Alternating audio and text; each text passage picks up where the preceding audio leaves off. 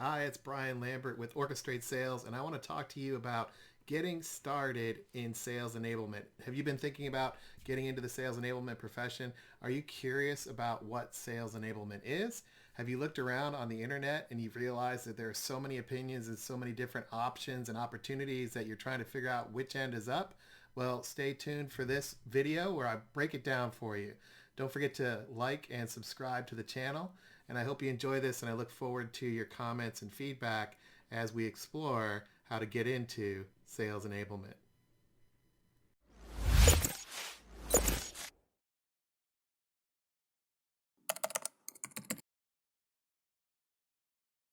Now, what I love about sales enablement is it's a growth sport. Nothing happens in sales enablement unless you do it in partnership with other groups and other people. It is probably one of the most dynamic professions in the digital economy because it's not grounded to any specific silo and it's not aligned to any one specific function. In other words, it is what you make of it. And sales enablement has been rapidly evolving and growing, especially in the last 5 years. It's a team sport. You work with marketing, you work with sales, you work with training, you work with HR, you can even work with finance, operations, engineering. It all depends on what is happening inside your company and what your business strategy is. So let's talk about what I'm going to share with you in this video. I'm going to break down why sales enablement is on fire so you can make a decision about whether or not sales enablement is right for you. I will talk about the different types or domains of sales enablement, the components of sales enablement, how to get into sales enablement, and the future of sales enablement. I'll break all those down and put it into chapters for you so that you can obviously make your own decision, but also comment, provide feedback, and maybe even send this video to others to see what their perspective is. And that's one of the key things about being in sales enablement is understanding other people's perspectives, especially around what is valuable to them, because oftentimes it's not going to match what you think. And that's one of the keys about sales enablement. So why is sales enablement on fire? If I ask you what is sales and what is enablement, how would you answer that? Well, if you take 10 people and line them up, you'll probably get 10 different answers. So I will frame that out for you and let's explore that. First of all, what is sales? Well, sales is about transactions. There's no way around it in sales enablement. You're talking about transactions. You're talking about sales. You're talking about what's called bookings.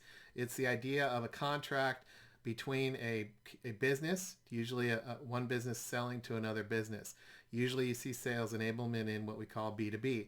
Now, it's important to realize that markets don't write checks, people do.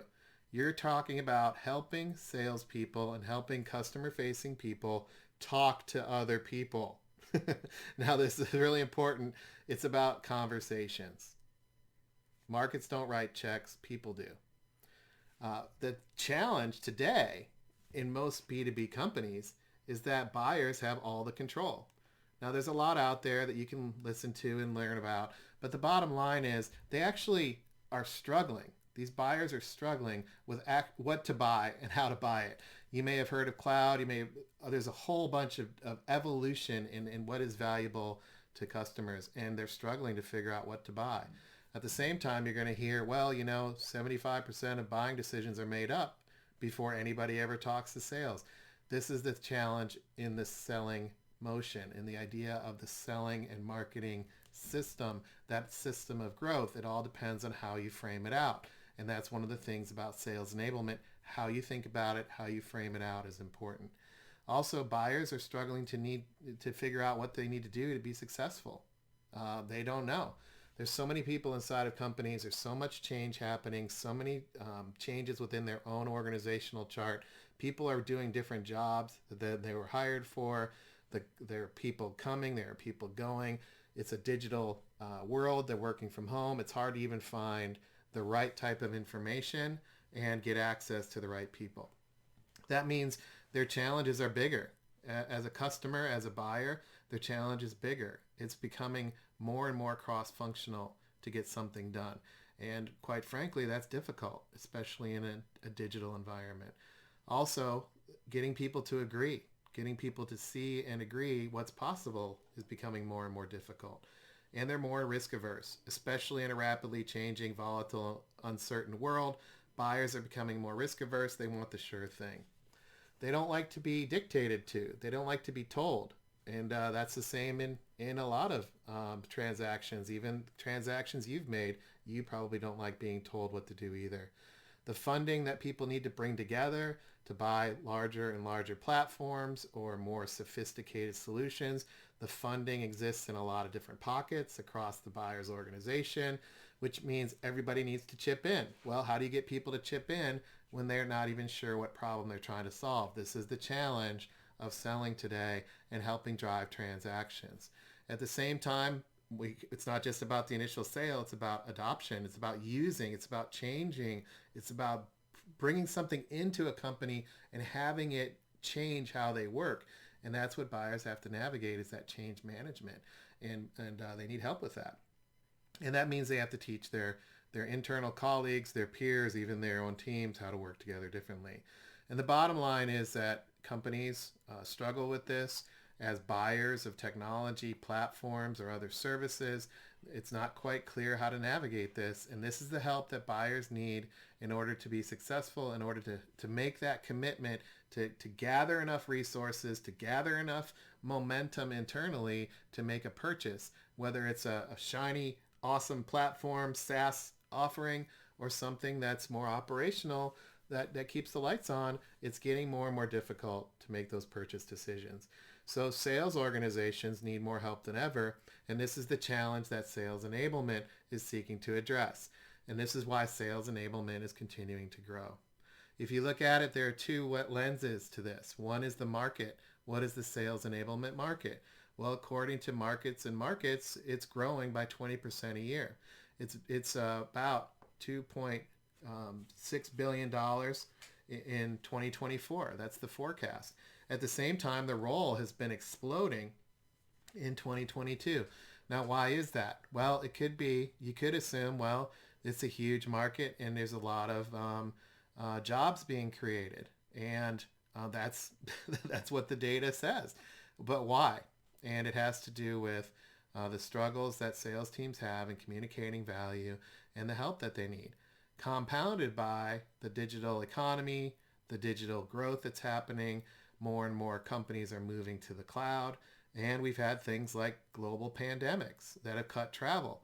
And when you look at it that way, it's easy to understand the need to lean into technology in the platform side on the left, as well as maybe take some of those travel dollars and divert those travel dollars over to sales enablement roles to help sellers get what they need. So this could be part of the factors of why the role has been growing. And there's so many openings, there's so many jobs available, it's exciting. The question is what is it? What is sales enablement? In late 2021, Scott Santucci and I did a State of the Sales Enablement research. You can find that on our website at orchestratesales.com. If you go there, click on the research tab, you'll see about the research we did. And this is what the challenge was. What is sales enablement? It's a bit of a platypus. What is it? It depends on how you look at it. Can you imagine if you came across this thing and you were like, what is this? And you never seen it before? That's a little bit about how people think about sales enablement today. They're stumbling across it. It's like, is it cool? Is it pretty? Is it ugly? What is this thing? Is it a duck? Is it an otter? Is it a beaver? What is it? And that's what's going on in sales enablement. Even since I've been in it, which I got into the field in 2008, when there were about 1,000 jobs in enablement, I've seen it rapidly explode, and there's still debates around what it is. In fact, when we did our State of Sales Enablement research, Scott Santucci asked, what business is sales enablement in? Is it a transformational business that sales enablement is in, or is it about how we simplify our commercial system, or is it none of the above? You can pause this video and take a look at some of these quotes, but it's a bit depends on who you ask, and it's about perspective. Some of the people that are in the role for a long time view it as a function, a commercial function. Others view it as a tactic. So this is the thing about sales enablement. As it's growing and growing, and because it's such a new role, really starting in 2008, 2010, there are a lot of different perspectives. So these perspectives matter. If you work to drive transactions with the thinking of, hey, we got to communicate in the market, that's one thing. If you work to sell outcomes to customers and clients, that's a completely different thing. The difference is dramatically different. The work you do is completely 180 degrees different. And that's from Scott Santucci, who's founder of the Sales Enablement Society and Growth Enablement Ecosystems. And when you look at this difference between simply communicating in a market and having people buy versus, hey, what does it mean to make our customers successful? What does it mean to drive outcomes with them? That is a completely different thing. And that's the challenge of sales enablement today is what are we signing up to do? What are we helping salespeople do? And there's so many perspectives. There's perspectives from marketing, perspectives from product, perspectives from the executive team, the investors, from customers, from sales training, from HR teams, even legal, business operations. There's so many perspectives on what it takes to help salespeople sell that it's one of those roles that has to bring those people together. It requires a certain skill set. So that's the backdrop of why sales enablement is exploding. These skills are needed. Executives view it as a must-have, and companies are evolving their products and services and solutions. And quite frankly, salespeople could use the help, not to be told what to do, but to simplify and make their lives easier. So what are the different types of sales enablement? What are the different types or domains of sales enablement? There are really two lenses. There are two biases. One is a project management bias. Sales enablement is about launching things and getting the projects done to a specific time at a specific moment in time, much like a project manager would.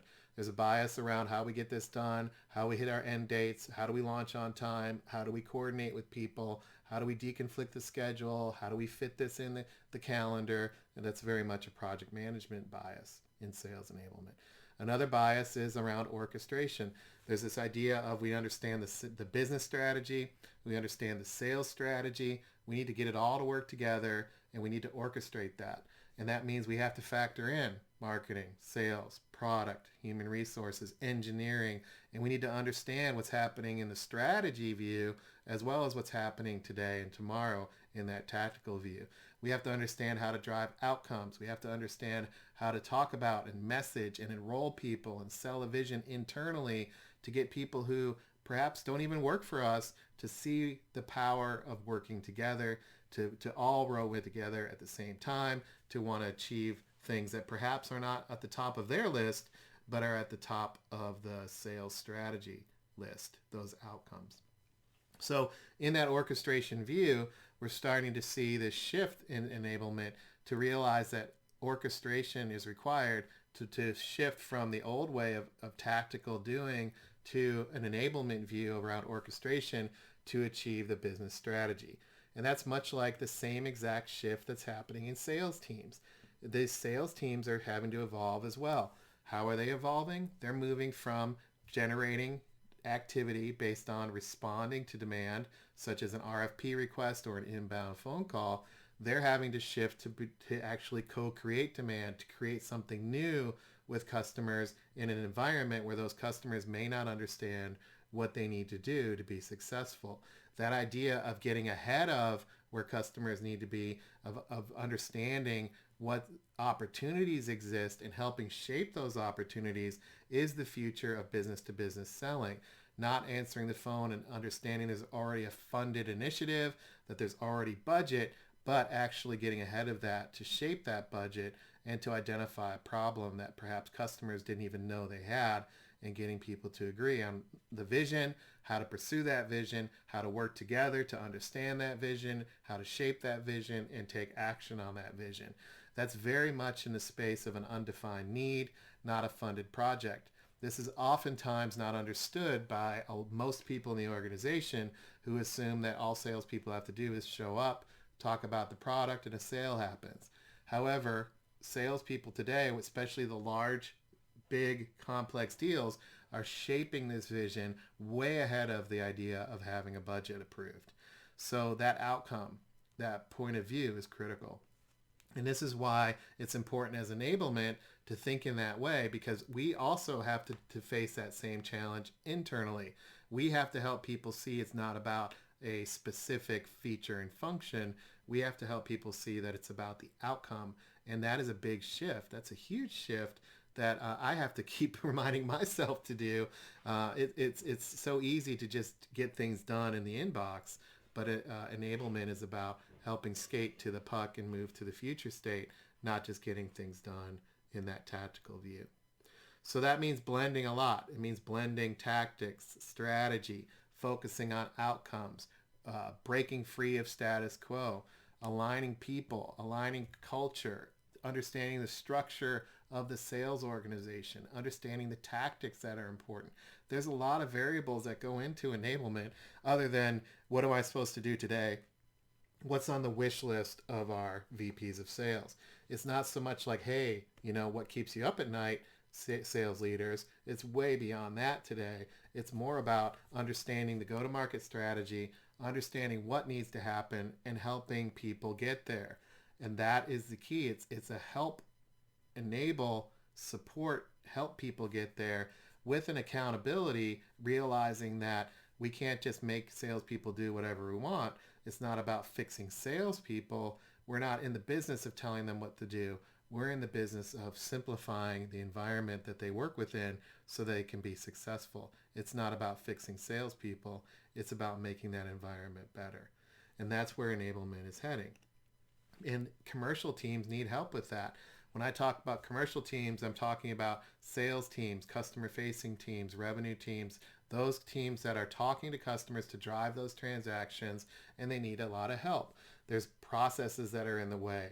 There's constantly changing requirements. There's a challenge in getting quick wins and getting traction and understanding what the actual value proposition is. It's getting having a challenge in getting in front of internal resources, or even trying to be creative today.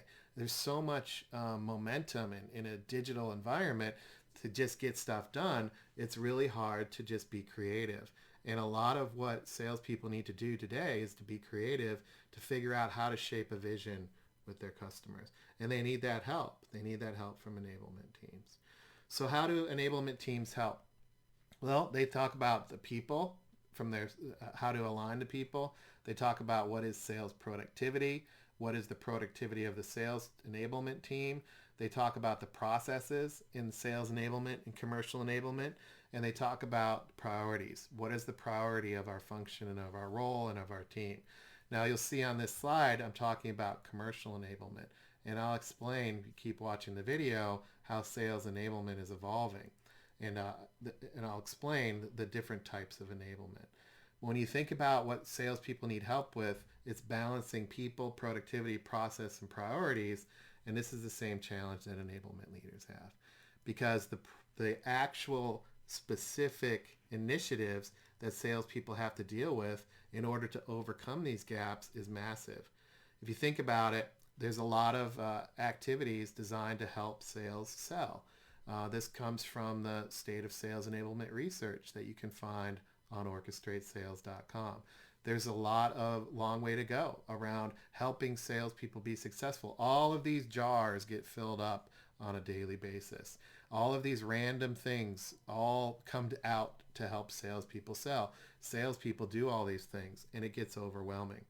And especially when you think about how do we balance priorities, how do we balance people, productivity, and process. So these variables create a lot of friction. There's so many perspectives internally that salespeople don't know how to navigate that.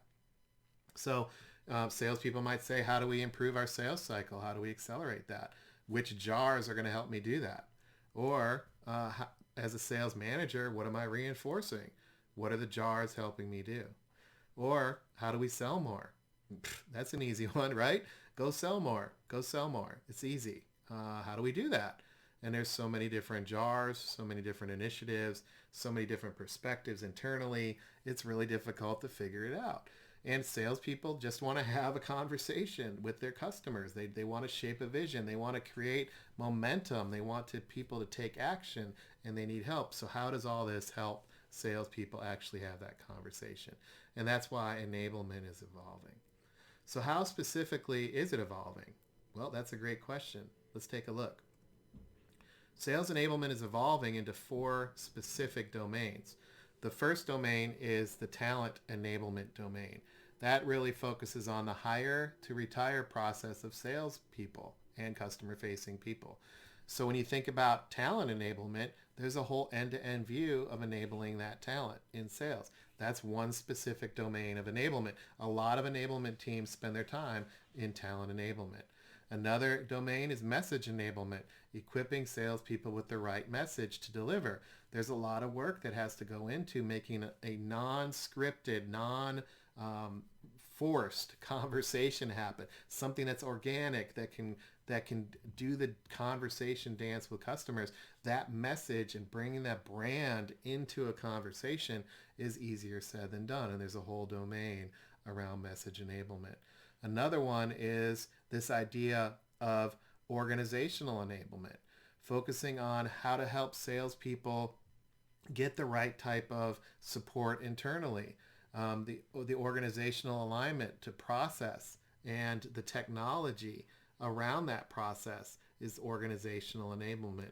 That's in the top left. And then in the bottom right, this idea of pipeline enablement.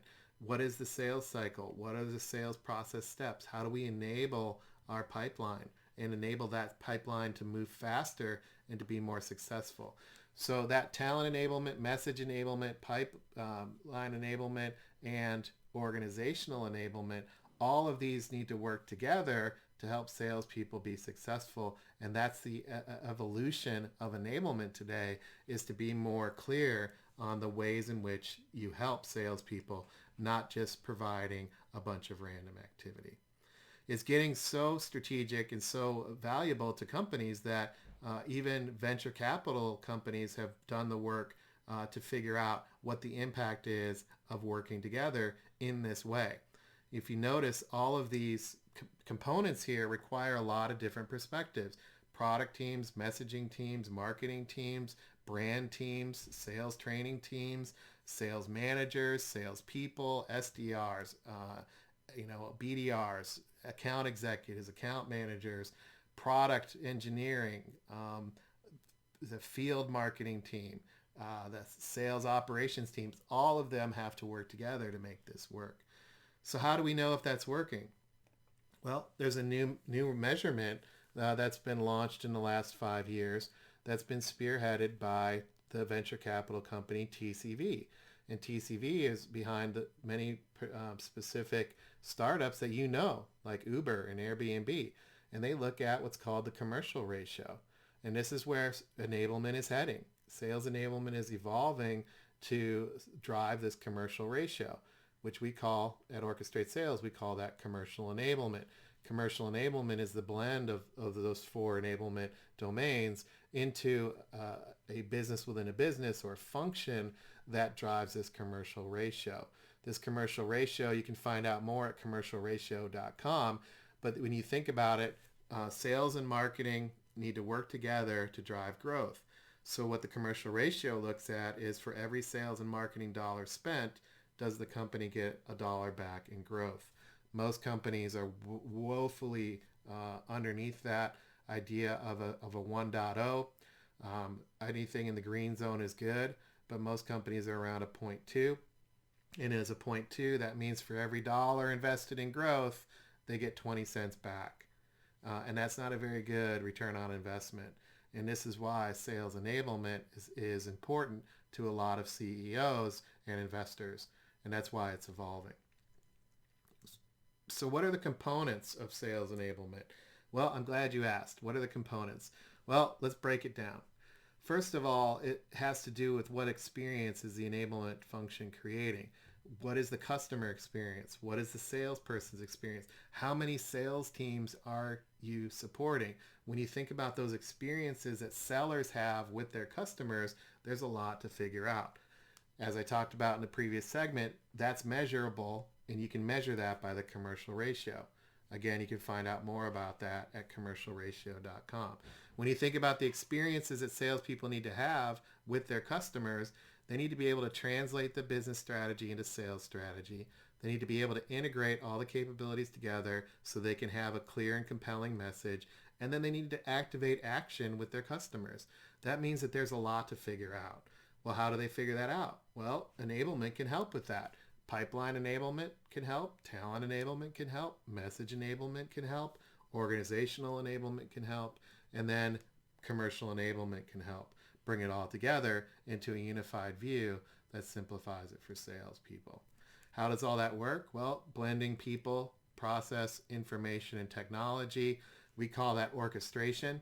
And you can find out more at orchestratesales.com, where we're exploring what it takes to be able to pull this off and make this work. And we've had amazing successes and case studies. You should check it out at orchestratesales.com. So this is the landscape of enablement as it's evolving today in response to the digital economy, in response to virtual selling, in the response to customer experience and the expectations that buyers have and investors have. What does that mean? Well, it means sales enablement can mean a lot of different things. What does it mean to you? And what you'll find as you explore getting into this space is that there's a philosophical difference between sales enablement as a tactic and sales enablement as a strategy. You'll see that most of the job positions open right now are about tactical sales enablement, which is fine. There's a lot to do. There's a lot to do. It's a fast-moving field. There's a lot to do in the talent enablement, message enablement, pipeline enablement, organizational enablement. If people are not aligned into those domains, they're doing what we call response enablement, which means that they have the punch list of activities they need to get done by a certain calendar amount, and that's really evolved project management, helping sales. And there's a huge industry in response enablement. Where we're seeing this go, though, is into sales enablement and commercial enablement, where sales enablement leaders are providing services to salespeople in order to simplify. So what does that mean? Well, you'll see sales enablement's a technology. Is sales enablement a technology? Absolutely. It totally is a technology. And it's a multi-billion-dollar industry.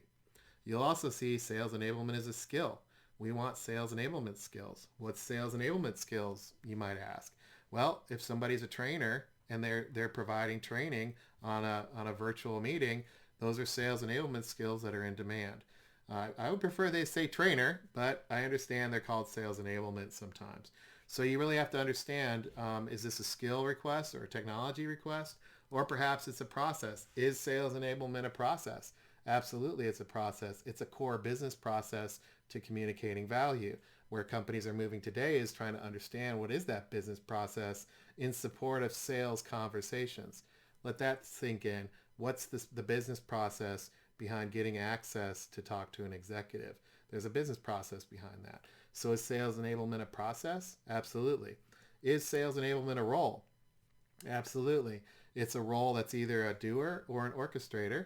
And it's the difference between a project manager or an orchestrator. But yes, there are sales enablement roles. There are tactical sales enablement roles, and there are strategic sales enablement roles. What are some of the strategic roles? Well, roles that view enablement as a discipline. Is sales enablement a discipline? Absolutely. What do I mean by discipline? What I mean is the ability to execute strategically and tactically with structure, with order, with clarity, with a plan, and not be totally reactive. The discipline here is the discipline to be proactive, to pursue a vision. So is sales enablement a discipline inside of companies? Yes, it is. In every company? No. In a lot of companies? Yes, especially in companies that are cloud-based or digitally native, and they're focused on driving customer experience. Is sales enablement a function? Absolutely. What you'll find is there's not a lot of people running sales enablement as a function. They're running it as a role and underneath another function. This is a big disconnect for most people in sales enablement who say, well, there's sales in the title, so it must be a function. It's not. In most companies, I'd say 80% of companies, it's not a function. So you have to be clear what you're trying to get into. Are you trying to get into sales enablement that is a function, which means it's like a business unit? It may not be a P&L, but it has a budget, it has a leadership, it has organizational structure, it's on the organizational chart. It may report into the CEO, the VP of sales, even in sales operations. It might be underneath the chief commercial officer, but that function has people, process, technologies, a budget, and is involved in the annual planning process. A lot of people are in roles and they don't have budget control. They're told to execute initiatives. So that's a role-based view or a skill-based view. And then finally, enablement as a capability. This is where enablement's going. Not a lot of companies are here. This is the future of enablement to drive growth. It's the idea of we're supporting the commercial ratio. We're tackling the growth ecosystem because we understand that we're in an interconnected world of enablement where people are connected through a lot of different mediums and they're driving growth together. So when you think about that, it's an ecosystem view. Systems thinking is big in this capability, the ability to prioritize, to drive communication, to explain the messages to the right customers, to the right buyers. This is an awareness that you cannot treat all salespeople the same. All sales motions are not the same. All sales roles are not the same. That there's a way in which the company needs to monetize its relationships, and enablement is a capability to make that happen. That's a very few inside of companies, but this is where we see at Orchestrate Sales the future of enablement. And I'll talk more about that in the next video. So how do you get into sales enablement? Well, if I haven't scared you away yet, no, it's a really exciting field. I think you would really, there's a lot to figure out. And I encourage you to ask the questions, to reach out to me if you have any questions. I'd be happy to answer them. But how do you get into this profession? How do you get into this? Let's talk about that. I'm going to give you 9 tips to get into sales enablement. But first, a story. How did I get into sales enablement? Well, I was in sales. A lot of things happened. I realized that salespeople needed help, and I committed my life to helping salespeople be successful. I believe sales is critical to the growth of an organization. I believe sales is critical to the growth of an economy and to the well-being and safety of others. I think a lot of what we've considered progress has been through salespeople communicating something new and helping people see the value of it. And I believe in the power of sales and salespeople, and I wanted to help them. And I started in the field before enablement was even a thing. So over the last, 15 years or so, enablement has morphed, and it's become this role designed to help salespeople be successful. And it really takes a lot of awareness of what that means to get into that profession. I view it as a profession. I believe it'll soon be a VP of sales productivity role, and I'm passionately trying to drive that awareness. So if you want to get in, I would love for you to help elevate the profession, not just get into it because it has the word sales in the title and you think it's just a job security thing. And that's why a lot of people get into sales enablement. They think it's where all the action is. And that's true. But there's also a professional angle to this that I would love to invite you into. So to get into sales enablement, you have to define your skills and what services you're going to provide. Sales enablement by its nature is a problem-solving role. It's also a role designed to create content and create solutions, and it's a very creative role. If you're not somebody who can put yourself out there and try new things and get lots and lots of feedback, this job will be a tough job. This profession will be hard. But you have to really think about your core skills. Are you a creator? Are you somebody who likes to be creative and build things? Because a lot of what salespeople need help with is simplification and also creating new messages, etc. So it's a very creative role. That means you have to understand why you're in it.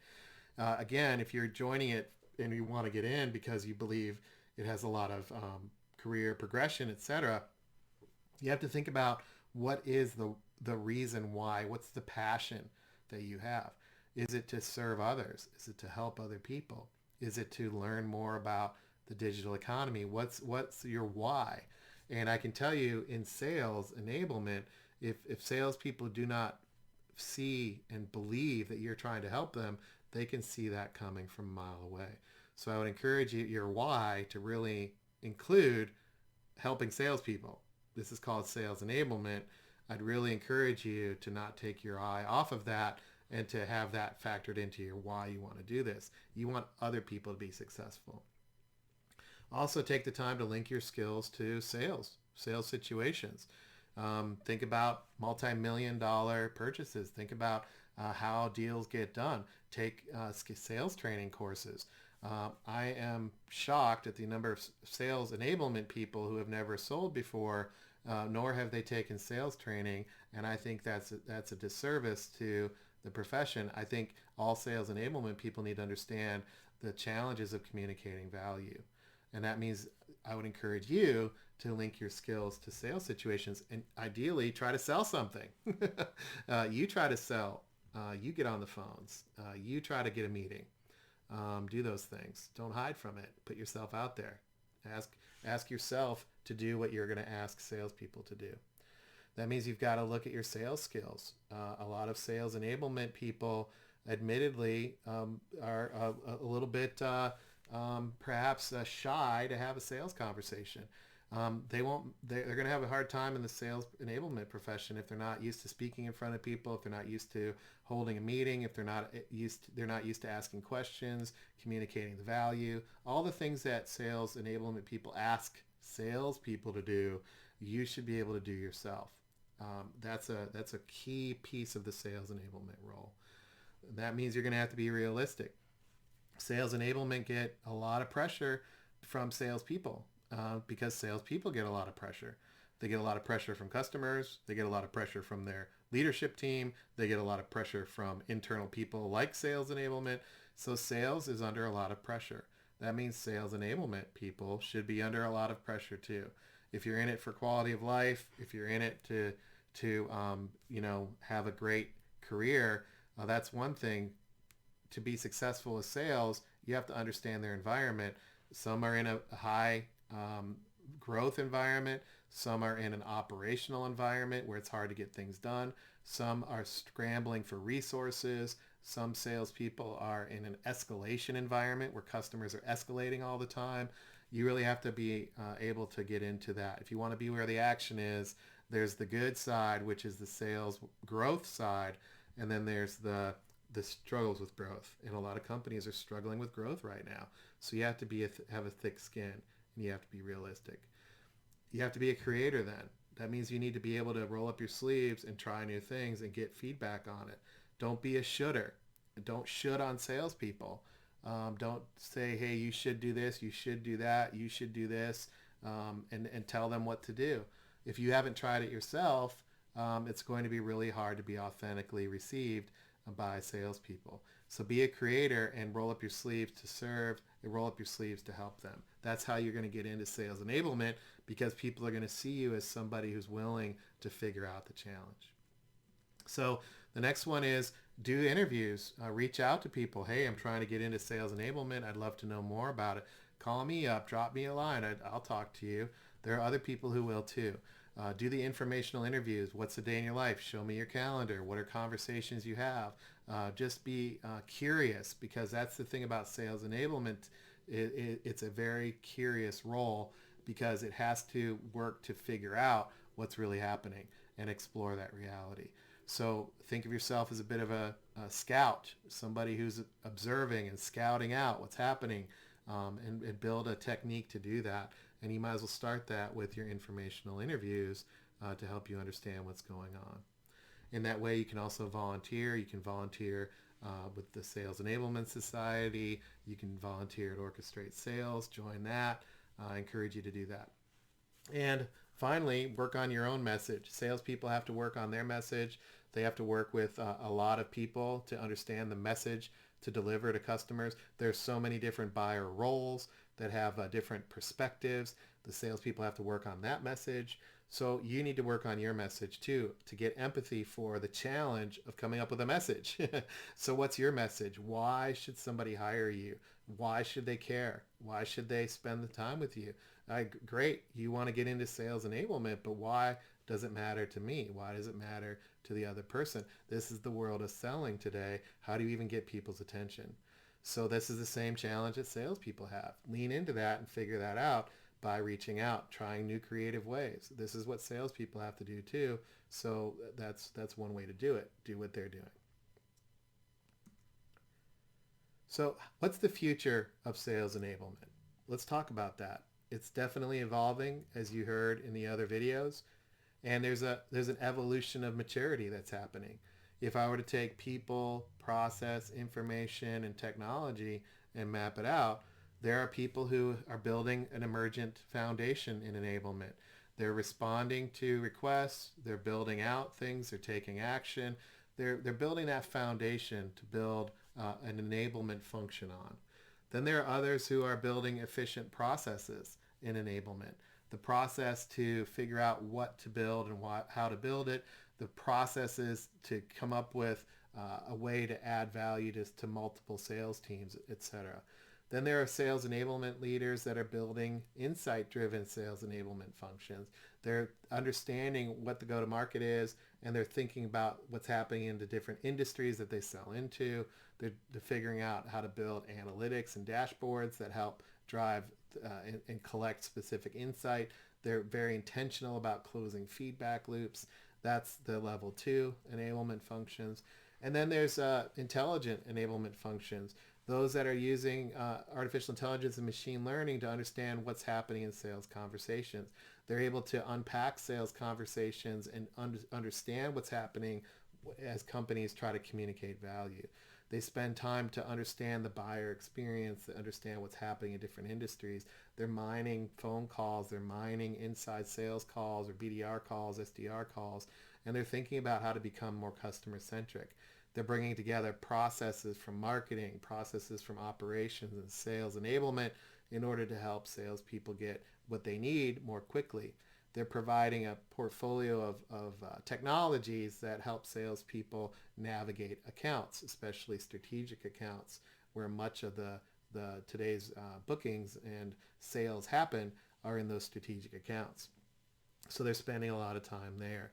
And they're moving from response enablement to commercial enablement to transform the commercial ecosystem, which is sales and marketing working together to drive a integrated view that aligns to growth.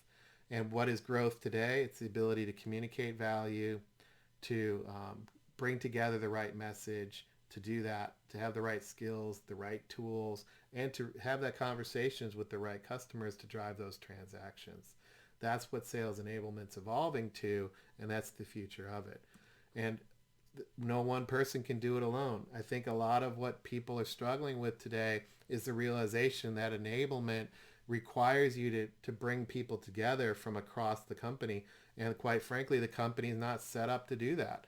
There are many silos within silos within silos, and enablement's designed by the function and by the vision of the role to cut across those silos. And there are different skills, there are different techniques, there's different types of leadership, there's this idea of how do you build the right type of momentum, the right type of teams, how do you get mind share, how do you get people who don't work for you to see these things.